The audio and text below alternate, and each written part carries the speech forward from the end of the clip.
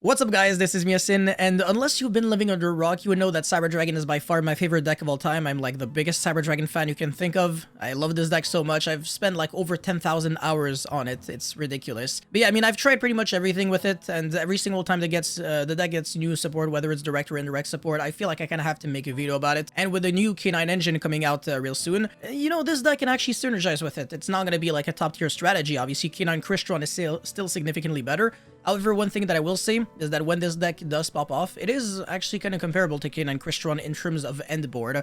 However, it's not as realistic because you do have to play a lot of bricks and it is significantly less consistent. But still, you know, it's a pretty explosive way of playing Cyber Dragon and also a way to play Cyber Dragon when going first. So this is not a going second deck, which is a little different from what you are used to. But yeah, you can still play Cyber Dragon go second. It's just that it's objectively worse than Tenpai.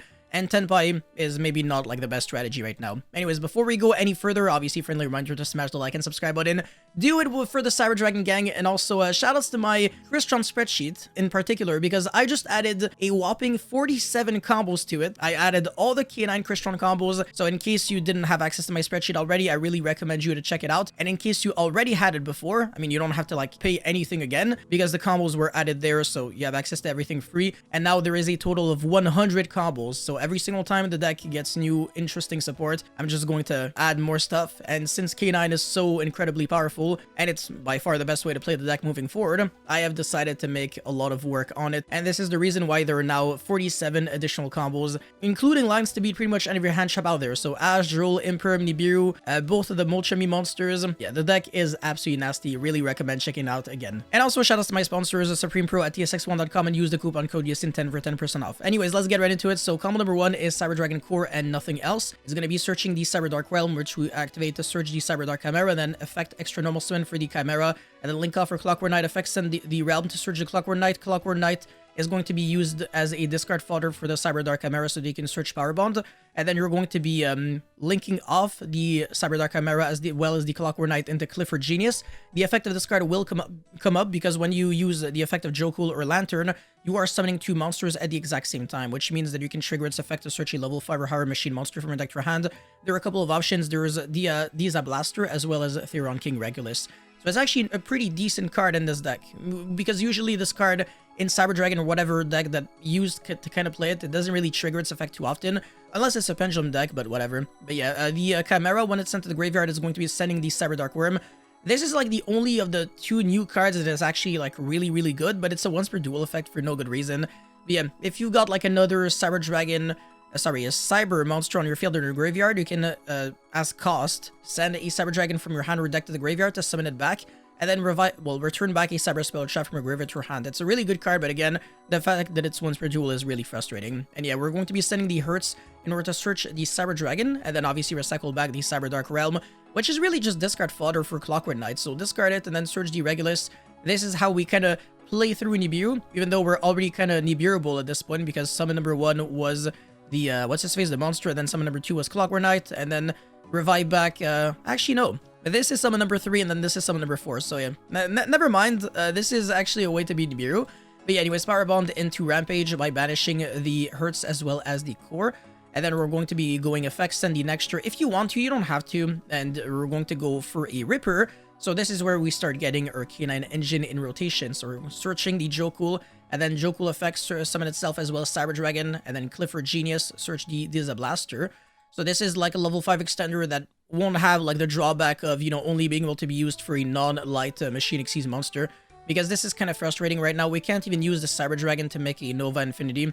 So we're going to have to make a Imperial Princess Conqueror with it, and then revive back the Cyber Dragon, and this time it can be used for the summon of Nova. And make sure that you summon the Blaster to, like, I mean, make sure that you have like a zone with like a column with no cards in it. Otherwise, like, this card is pretty much unsummonable. So when you go Regulus, equip something back, really have to be careful. Make sure that you probably like equip it to like its own zone, or like that you discard, like destroy the card that you equip with like Rampage Dragon on summon. Give yourself some more space, so make an SP Little Knight by using the Imperial Princess as well as the Clifford Genius. And then you, before you use Nova's effect revive back a monster, you can go for the Lantern revive it, summon itself, and then revive back the Jokul, and then you can go Infinity. And if you want this Cyber Dragon to stay on the field, you can do that, or you could have just not used the effect of Nova. It doesn't really matter too much, but yeah, we wouldn't really have like another like a Cyber Dragon in the graveyard before, so we wouldn't be able to like revive back the Hertz. Like we'd really had to get banished for the Power Bond. So that's a little unfortunate, but it is what it is. This end board should be like 7 disruptions, I think. So 1, 3, 4, 5, 6, 7. There we go.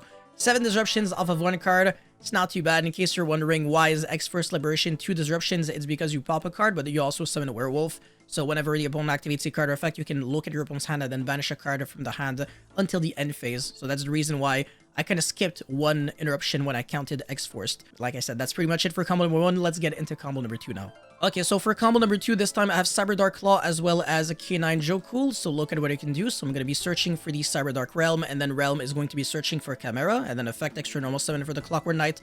Chilling 1, Chilling 2, send the Worm, search the Clockwork Knight, and then send the Core as cost, and then revive back the Cyber Dark Worm.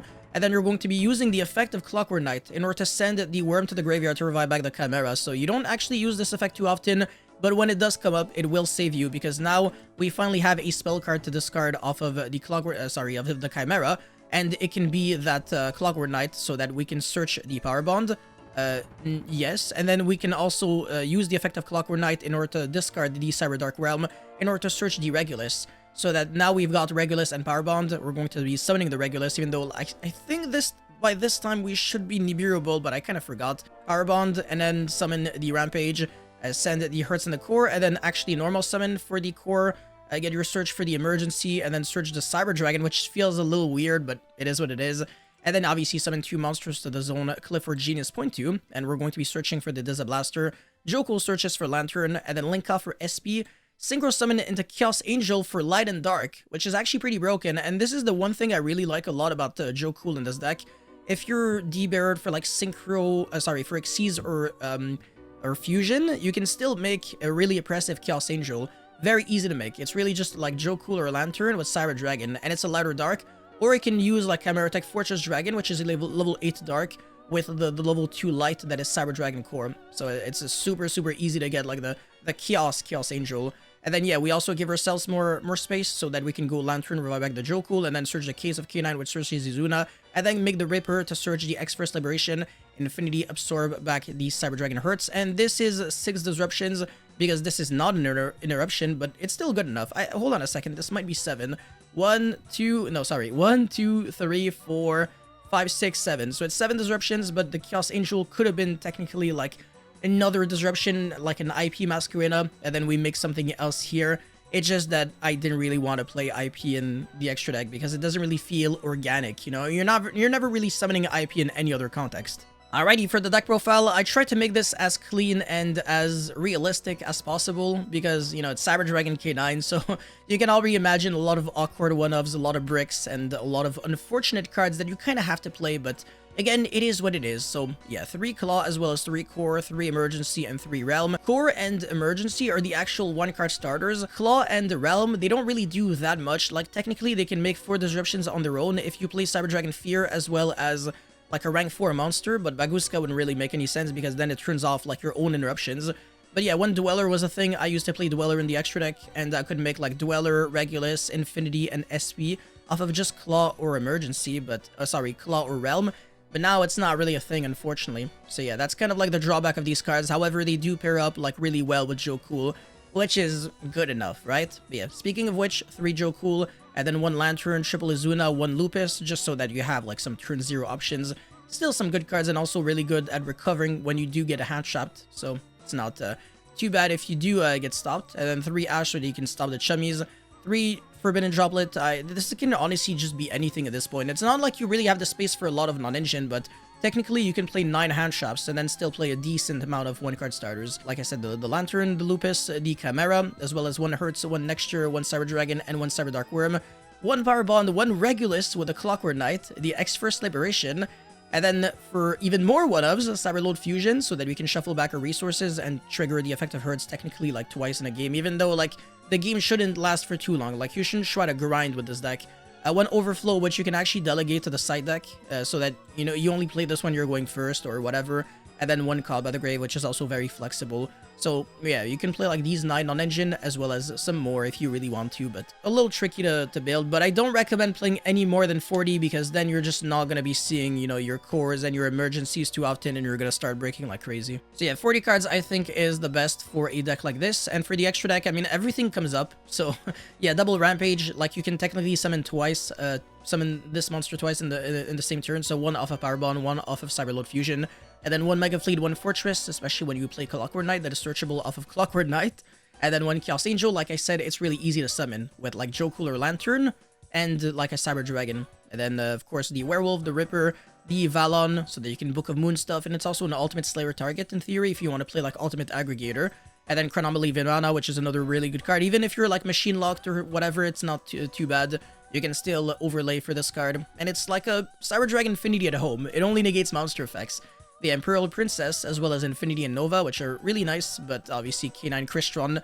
It low-key actually summons this card more often than Cyber Dragon. It's really weird. But yeah, Clifford Genius, SP, as well as Clockwork Knight. So like I said, everything in the extra deck actually does come up. It's not like you got a lot of unnecessary fluff. Because I used to play, you know, weird ratios like 2 Nova, 1 Typhon, 2 Chimeric Fortress, the Cyber Dragon Seeger, but these cards weren't really coming up too often when I was testing. And yeah, also, like, the second Cyber Dragon hurts, you really don't need it. The triple tactic cards, I'd rather play, like, proactive cards that are always live. Machine Dupe is just garbage. You shouldn't play it. And then Rivalry of the Warlords. It can make sense because Clockwork Knight and Rivalry is broken, and it's also very easy to search the Clockwork Knight. So if you're playing against Yummy, whether you're going first or second, this card is incredibly good. Their Link 1 is unsummonable, and I'm gonna explain, like, in detail how to beat Yummy, and I can promise you that this is one of the better cards that you can play against them, because again, it's a huge floodgate going first, and it's also very good going second, even though it doesn't really look like it.